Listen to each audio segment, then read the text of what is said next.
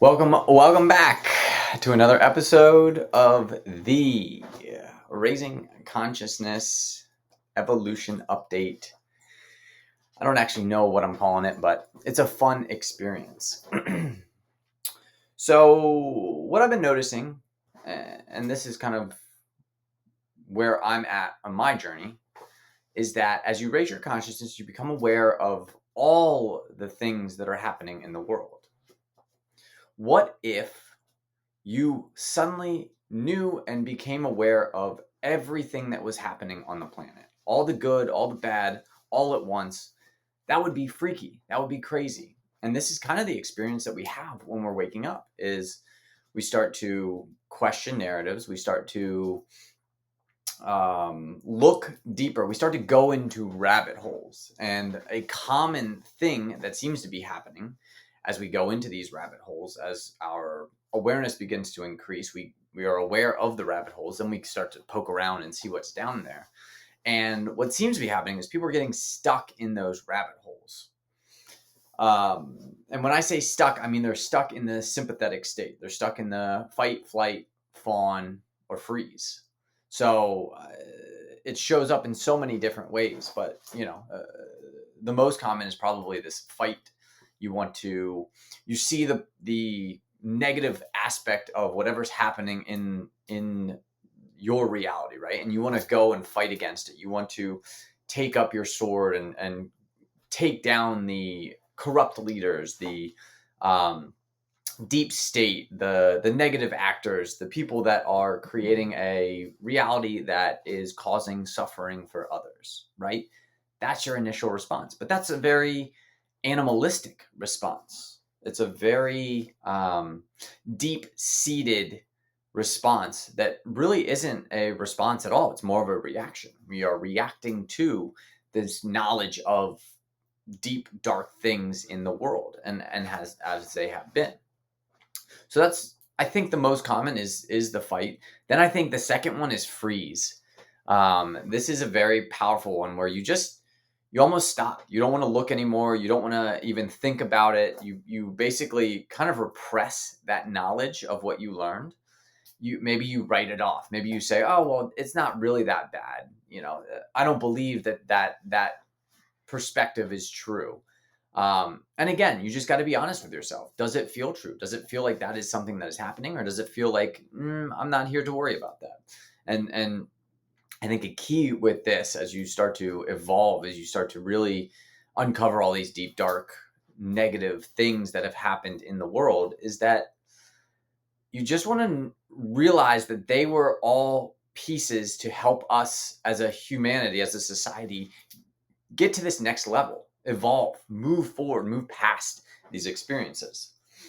So we've got freeze, we've got fight, then there's flight. And I think this is, you see this with people moving to Costa Rica, moving to Peru, moving to Spain or Portugal, and it's like, I just got to get out of this country. I got to leave wherever I'm at and find a different place. And most likely they're going to find a pretty similar, if not worse, experience in other countries. Then you've got billionaires that are like, well, we got to get to Mars. We got to go to the moon. We got to be a multiplanetary species. And that, if they're doing that out of a plan for the future, that the species has to evolve, not because it's going to destroy the planet, but because that is just how a species propagates and moves throughout the universe. It goes from a single planet to a multi-planet to a multi-star to a galactic galactic species. These type 0, type 1, type 2, type 3 delineations of a civilization, then that's a positive thing. But if you're doing it out of the fear that we're collapsing our economy, we're collapsing our society, we're collapsing our our weather systems, then you're doing it out of fear, and that is going to create more fear, more suffering, more pain, more opportunity for these lessons that humanity has to learn to make it to the next level. You're bringing that in. And then finally, we've got fight, flight, fawn, freeze.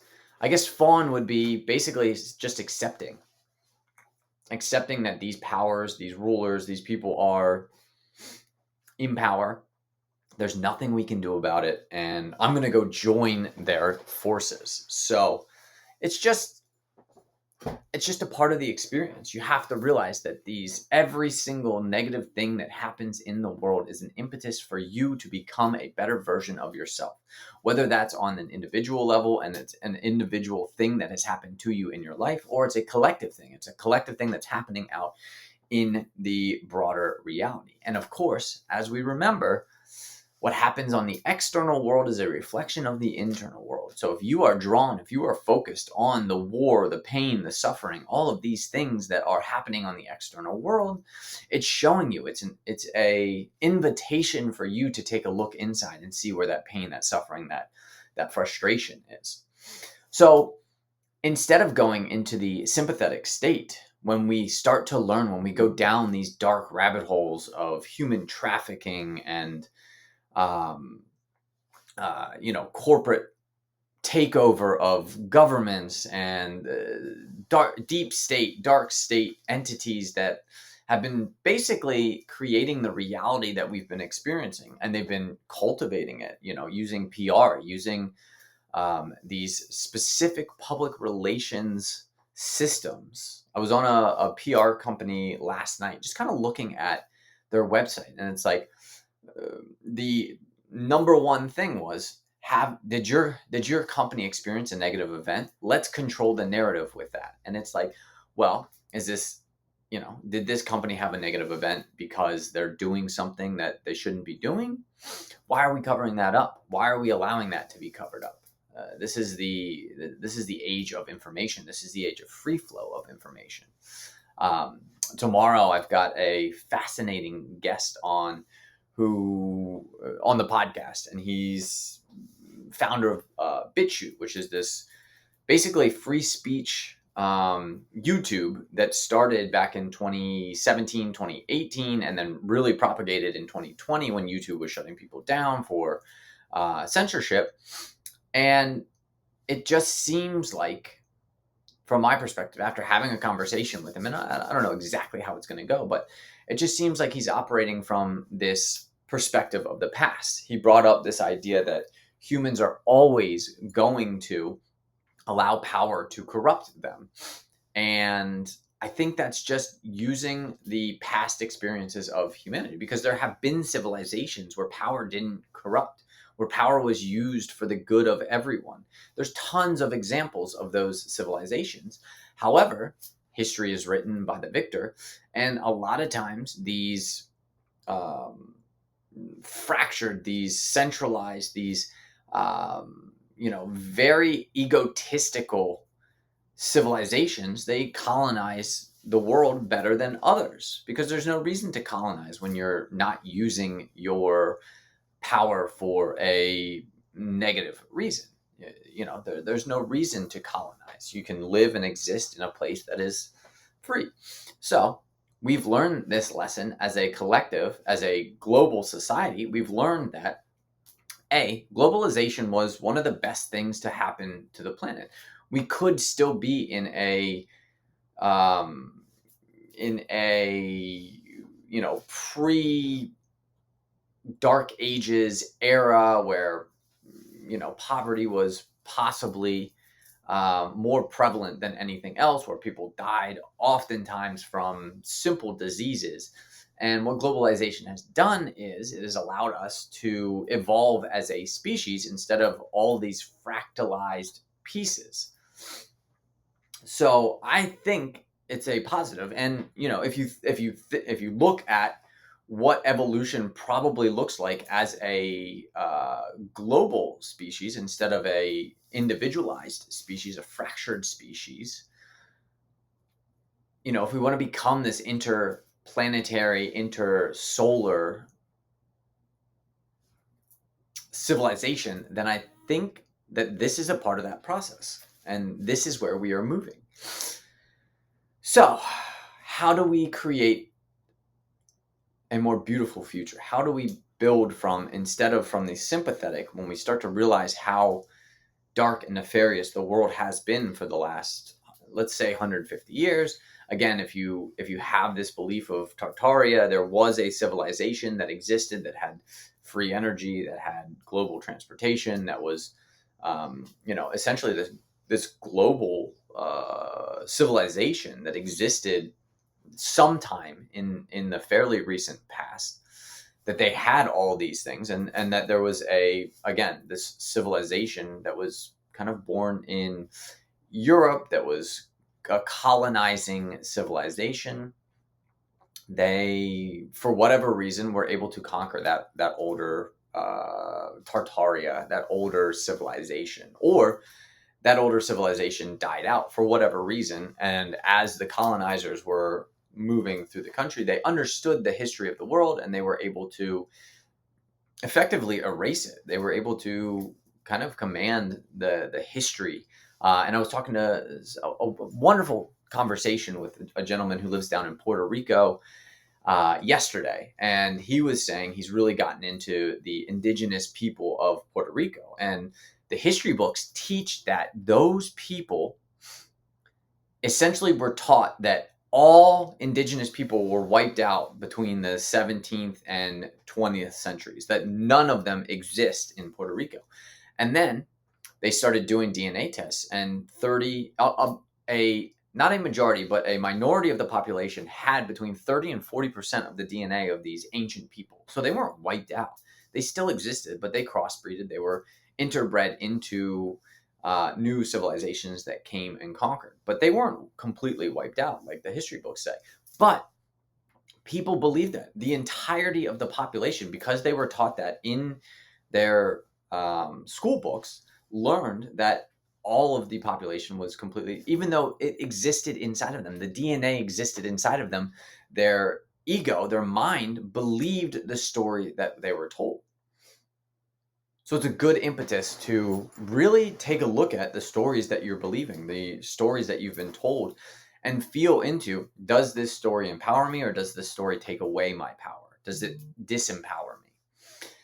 And so going back to, how do we get to a point where we're digging deep, we're seeing what's happening in the planet, and how do we create a future that is not like the past? And the key is, are you creating your reality? Because we are all creating the reality together. We are in this collective video game, this collective experience together, creating it as we go. And our thoughts, beliefs, patterns, all are creating the reality that we exist in, we live in today.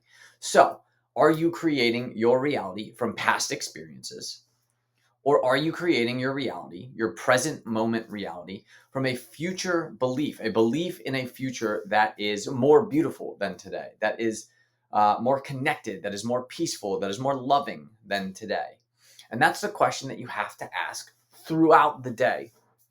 Is the future that you are calling, that you are drawing in, is it more beautiful than the current present moment that you are experiencing? Or are you creating the current present reality from all the memories of the past experiences that you've had? Are they still dictating how you experience reality right now? So, taking this on the micro level, on the individual level, in your life, when you wake up every single morning, do you envision a future that you want to experience? Or do you dive directly back into the past, into the past experiences that you've had, ruminating on what went wrong and why it went wrong and how it went wrong and what if something went differently?